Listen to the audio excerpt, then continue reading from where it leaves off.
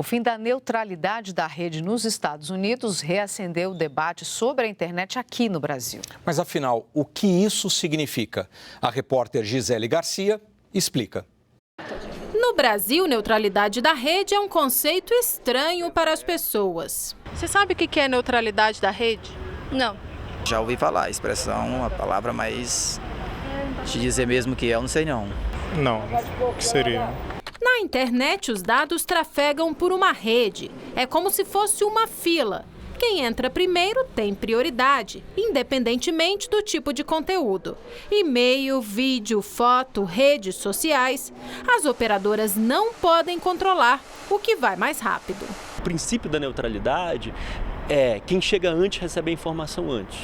É o princípio da fila, né? E sem a neutralidade da rede, quem está em último lugar pode chegar em primeiro desde que pague para furar a fila. A neutralidade da rede foi conquistada no Brasil por meio do Marco Civil da Internet, aprovado no Congresso Nacional em 2014. Foi uma longa e ampla discussão que contou com a participação ativa da sociedade. A neutralidade de rede, ela tem a finalidade inicial, principal, de garantir a inovação. Na medida em que, se um serviço é dominante no mercado e ele tem ainda um apoio, uma inclinação por parte do provedor da conexão, ele não vai poder sofrer nenhuma concorrência. Então, a ideia da neutralidade é para que possa surgir eventualmente uma nova rede social, um novo serviço de vídeo, um novo serviço de comunicação que possa concorrer com os que já estão estabelecidos. Mas na semana passada, uma decisão tomada nos Estados Unidos teve repercussão em todo o mundo, pois abriu um precedente para uma nova forma de organizar a internet. A Comissão Federal de Comunicações norte-americana decidiu acabar de vez com a neutralidade da rede. Lá deve ser criado um sistema com diferentes velocidades, que vai priorizar quem paga mais. A decisão reacendeu o debate no Brasil. Empresas de telecomunicação querem discutir com o governo formas de flexibilizar a legislação.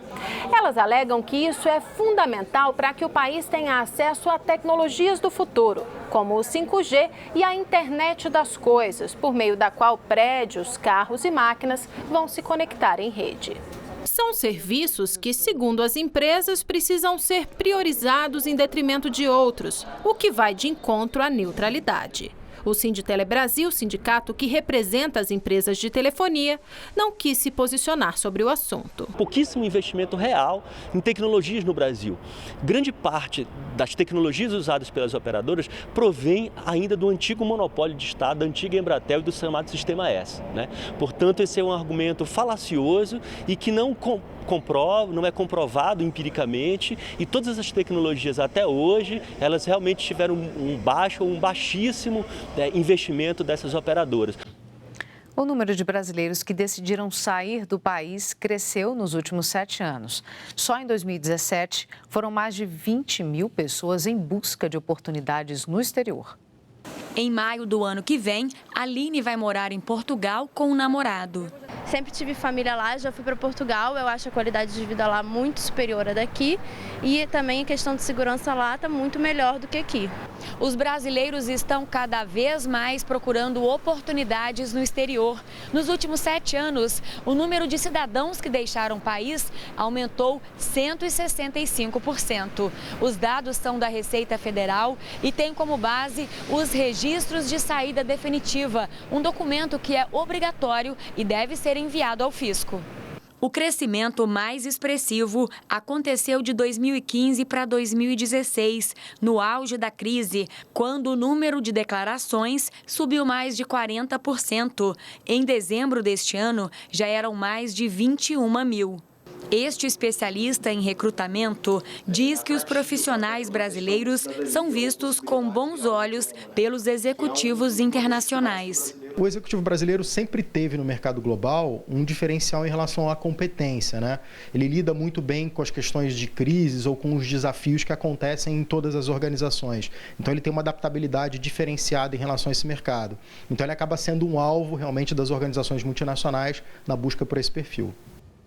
China e Rússia enxergaram sinais de guerra fria no discurso do presidente Donald Trump. O republicano afirmou que os dois países são rivais dos Estados Unidos. O governo da Rússia afirmou que o Kremlin discorda que o país represente uma ameaça aos Estados Unidos. O porta-voz do presidente russo, Dmitry Peskov, afirmou que o documento com a nova estratégia de segurança nacional apresentada pela administração de Donald Trump tem um caráter imperialista. Donald Trump defendeu a construção de uma aliança com os outros países de forma a proteger os interesses nacionais. Mas o texto publicado pelo governo tem um tom bem mais agressivo e acusou a Rússia, por exemplo, de tentar interferir em assuntos internos de países ao redor do mundo. O documento não citou diretamente, no entanto, a tentativa de interferência nas eleições presidenciais dos Estados Unidos no ano passado. A publicação das diretrizes é uma exigência do Congresso imposta a todos os presidentes. O texto sintetiza a visão América Primeiro de Trump para a política externa. Em discurso nesta segunda-feira para apresentar o documento, o republicano disse que a Rússia e a China são rivais dos Estados Unidos e que tentam desafiar a influência, os valores e a riqueza dos norte-americanos. Russia and China that seek to challenge American influence, values and wealth. O governo da China também reagiu aos comentários de Trump. A porta-voz do Ministério de Relações Exteriores pediu aos Estados Unidos que abandonem a mentalidade da Guerra Fria e defendeu que a política externa chinesa contribui para o desenvolvimento mundial e ajuda a proteger a ordem internacional. A Câmara dos Deputados dos Estados Unidos aprovou a lei de reforma tributária proposta pelo Partido Republicano de Donald Trump. É a mudança mais significativa no sistema de tributos feita em 3 décadas. O presidente prometeu simplificar a cobrança e cortar impostos das empresas para gerar empregos. Os democratas na oposição votaram contra o texto na Câmara e afirmam que as mudanças beneficiam os mais ricos e punem a classe média. A reforma vai para o Senado, que pode votar o texto ainda hoje à noite. Depois de uma noite de discussões na Câmara dos Deputados, o Congresso argentino aprovou a reforma da Previdência. O assunto tem gerado muitos protestos e uma turbulência no país. A reforma faz parte dos esforços do governo de Maurício Macri para diminuir o déficit fiscal e atrair investimentos. Ela muda a fórmula para calcular os benefícios.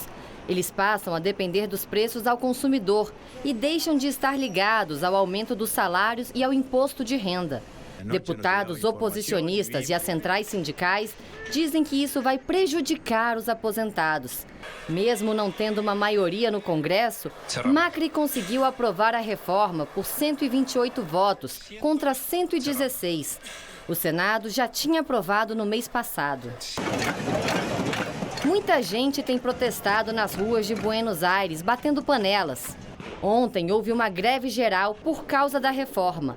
Manifestantes e a polícia entraram em confronto.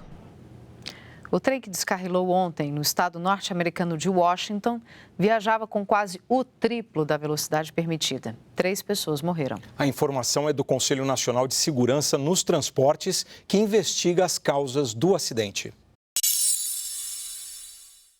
Os dados da Caixa Preta revelaram que o trem estava a 130 km por hora, em um trecho que pediu o máximo de 48, quando saiu dos trilhos numa curva, perto de uma ponte. 13 dos 14 vagões foram atingidos, além de 7 carros que passavam sob a ponte. 10 dos 100 feridos continuam internados em estado grave.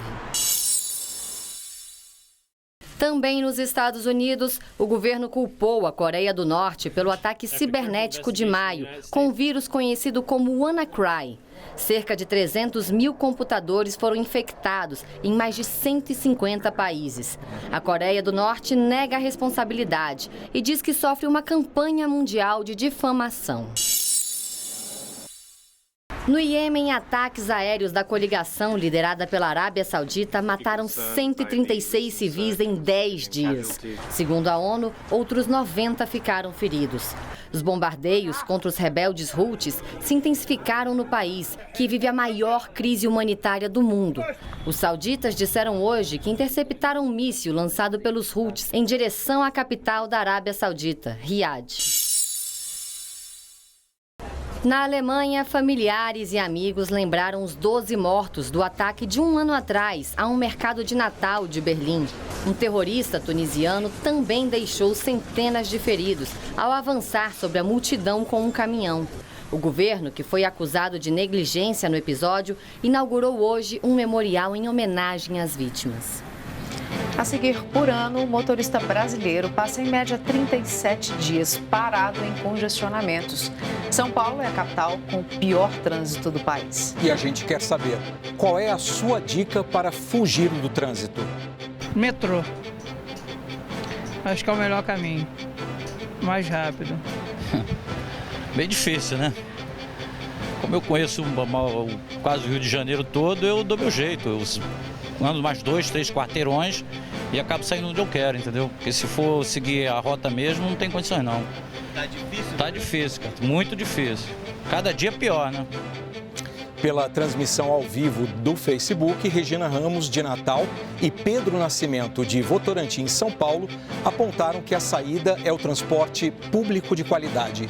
Itamar Santos, de Salvador, disse: uma dica é ir de bicicleta. O João Eduardo, de Fortaleza, também foge do trânsito pedalando. Já a Aida Bárbara, do Rio de Janeiro, disse que usa trem e metrô.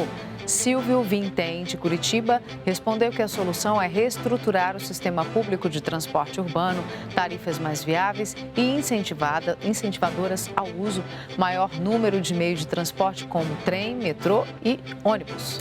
Participe das nossas perguntas do dia também no Twitter. Vai lá no Repórter Brasil e nos siga.